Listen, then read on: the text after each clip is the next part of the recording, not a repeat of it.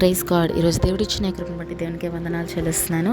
ఈరోజు ఆమోసు గ్రంథం నుండి మరొక పాఠము మనము నేర్చుకుందాము. మనము పోయినసారి డిస్కస్ చేసుకున్నట్టు ఆమోసు ఒక పశువుల కాపరి. సో ఆయనను దేవుడు దర్శించి ఒక ప్రవక్తగా ఆమోసును నిలబెట్టి ఇశ్రాయేలీయుల పాపములను గద్దించడానికి, అదేవిధంగా వారిని సరిచేయడానికి, దేవుని వైపుకి మరలా వారిని త్రిప్పడానికి ఆమోసును దేవుడు వాడుకున్నాడు. అయితే 8వ అధ్యాయంలోని మనం చూసుకున్నట్లయితే ఎంత చెప్పినా కూడా ఇశ్రాయేలీయులు విననేరకుండినట్లు వారు ఉన్నారు. అయితే 8వ అధ్యాయము 1వ వచనం నుండి మనం చూసుకుందాం. మరియు ప్రభువైన యెహోవా దర్శన రీతిగా వేసవి కాలపు పండ్ల గంప ఒకటి నాకు కనపరిచి, ఆమోసు, నీకు కనబడుచున్నదేమని నన్ను అడుగగా, వేసవి కాలపు పండ్ల గంప నాకు కనబడుచున్నదని నేనంటిని. అప్పుడు యెహోవా నాతో సెలవిచ్చినదేమనగా, నా జనులకు ఇశ్రాయేలీయులకు అంతము వచ్చే ఉన్నది. నేనికను వారిని విచారణ చేయక మానను. ప్రభువైన యెహోవా సెలవిచ్చినదేమనగా, మందిరములో వారు పాడు పాటలు ఆ దినమున ప్రలాపములగును, శవములు లెక్కకు ఎక్కువగును, ప్రతి స్థలమందును అవి పారవేయబడును. ఊరకుండుడి.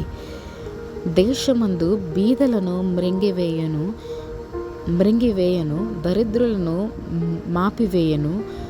కోర్వారలారా, తూము చిన్నదిగాను రూపాయి ఎక్కువదిగాను చేసి దొంగ త్రాసు చేసి మనము ధాన్యమును అమ్మునట్లు అమావాస్య ఎప్పుడైపోవునో మనము గోధుమలను అమ్మకము చేయనట్లు విశ్రాంతి దినము ఎప్పుడు గతించిపోవునో అని చెప్పుకొనువారులారా, దరిద్రులను వెండికి కొనునట్లు పాదరక్షలనిచ్చి బీదవారిని కొనునట్లును చచ్చు ధాన్యమును మనము అమ్ముదము రండని విశ్రాంతి దినము ఎప్పుడైపోవునో అని చెప్పుకొనవారులారా, ఈ మాట ఆలకించుడి.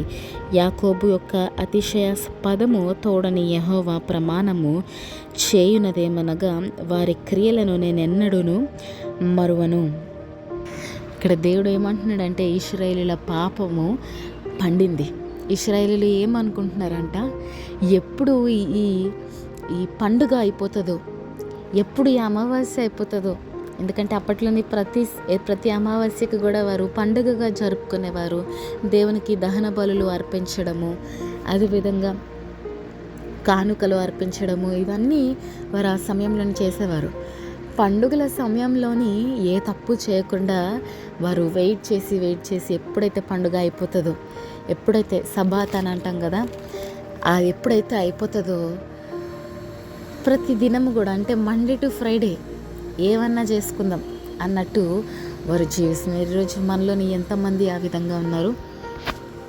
ఈ ఆదివారం ఎప్పుడైపోతుందో, ఈ ప్రభు దినం ఎప్పుడైపోతుందో, ఈరోజు మాత్రము మనము పాపం చేయకూడదు, మిగతా వారం అంతా ఏ పాపం చేసినా చెల్లిపోతుంది అనే ఆలోచనలోని ఎవరన్నా ఉన్నారా?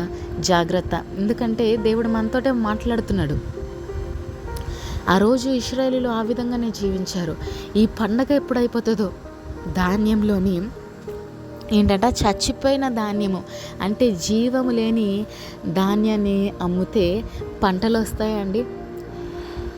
దాంతో ఇంగ్లీష్లోనైతే డస్ట్ కలిపి అమ్ముతున్నారంట. అంటే ఎంత దారుణంగా అయిపోయారు. డబ్బు వ్యామోహము, వ్యాపారపు పిచ్చి, ఇవన్నీ కలిగి జీవిస్తున్న వారిగా ఇశ్రాయేలీయులు ఆ రోజు అయిపోయారు. పేదవారిని ఎంతగానో మోసం చేసే వారిగా ఇశ్రాయేలీయులు తయారయ్యారంట. ఈరోజు మనం కూడా ఏమన్నా ఆ విధంగా జీవిస్తున్నామా? పరీక్షించుకుందాము. ఈ లోకంలోని జీవిస్తున్నంత కాలము ఆదివారం మాత్రమే, లేకపోతే పండుగలు వస్తే మాత్రమే, ఈస్టర్ వస్తే, గుడ్ ఫ్రైడే వస్తే, లెంట్ డేస్ అని చెప్పి వాటిని ప్రతిష్ఠిస్తున్నారు. కానీ నిజంగా మీరు దేవునికి భయభక్తులు చూపిస్తున్నారా? ప్రతి దినము కూడా మన క్రిస్టియానిటీలోని ప్రతి దినము కూడా మీరు క్రైస్తవులుగా ఉన్నారా? ప్రతి దినము కూడా మనము పరిశుద్ధంగా మనల్ని మనము కాపాడుకుంటూ మన దేహమే దేవుని యొక్క ఆలయముగా మనము మార్చుకోవాలి తప్ప, ఏదో పండుగలు వస్తే ఏదో పండుగ వస్తే మాత్రమే మనము పరిశుద్ధంగా జీవించాలనో, లేకపోతే ఆదివారం మాత్రమే పరిశుద్ధంగా జీవించాలనో మనం ఉండడానికి వీలు లేదండి. ఈరోజు మనల్ని మనము సరి చేసుకుందాము. దేవుడు అంటున్నాడు, నేను ఒక్క క్షణం కూడా ఆగకుండా నేను ఇశ్రాయేలుని మొత్తము తుడిపి వేస్తాను అని అంటున్నాడు దేవుడు.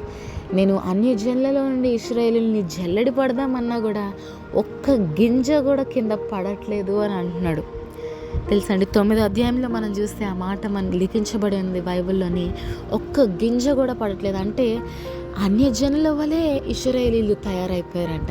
ఈరోజు మన కోసం కూడా దేవుడు ఆ విధంగా మాట్లాడుతున్నాడా? ఆ విధంగా దేవుడు చెప్తున్నాడా? మనల్ని మనం పరీక్షించుకుందాము. మన హృదయంలో మీద వేసుకొని, నిజంగా మన గుండెల మీద వేసుకొని మనం చెప్పగలుగుతామా, నేను దేవుణ్ణి మహిమపరిచేటటువంటి జీవితంను జీవిస్తున్నాను అని చెప్పి?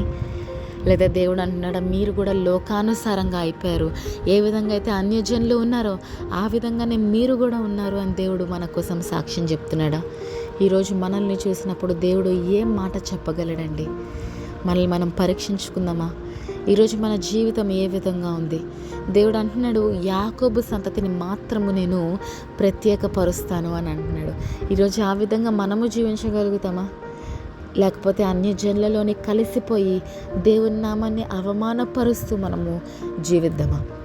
ఈరోజు దేవుడు మన చేతిలో పెట్టాడు. పశ్చాత్తాప పడతారా? ఇఫ్ యు రిపెంట్ నౌ, ఈరోజు మీరు పశ్చాత్తాప పడితే దేవుని రాజ్యంలోకి మీరు వెళ్ళగలుగుతారు. లేదంటే దేవుడు మొత్తానికే తుడిపి వేస్తానని అంటున్నాడు. భూమికి ఆజ్ఞ ఇస్తానంటున్నాడు. మీరు సముద్రంలో ఉంటారా? పాములకి ఆజ్ఞాపిస్తానని అంటున్నాడు. అంటే మకరములు అవి మనల్ని కరవడానికి. పాపంలోనే జీవిస్తే దేవుడు దేనితోనైనా మనల్ని అంతము చేయడానికి సిద్ధంగా ఉన్నాడు. ఈరోజు పశ్చాత్తాపడడానికి మీరు సిద్ధంగా ఉండి, దేవా నేను తప్పు చేశాను, నన్ను క్షమించు, నన్ను దేనికి కూడా అప్పచెప్పకు ప్రభువా, నేను నీ సన్నిధిలోనే ఉండాలని దేవా నేను నిశ్చయించుకున్నాను. ఈ లోకపు కార్యాలు కానీ, లోకపు తలంపులు కానీ, లోకపు మనుషుల ఒక మాటలు కానీ ప్రభా నేను పట్టించుకొని కానీ ప్రభా నీ మాటలు నేను పట్టించుకుంటాను, నీ మార్గాల్లో మాత్రమే నేను నడుస్తాను అనే ఖచ్చితమైన నిర్ణయం తీసుకొని మీరు ముందుకు వెళ్తారా? మీ నిర్ణయం మీ చేతిలో దేవుడు పెట్టి ఉన్నాడు. ఏది ఎంచుకుంటారు, జీవమా మరణమా? అది దేవుడు మీ ముందే పెట్టి ఉన్నాడు.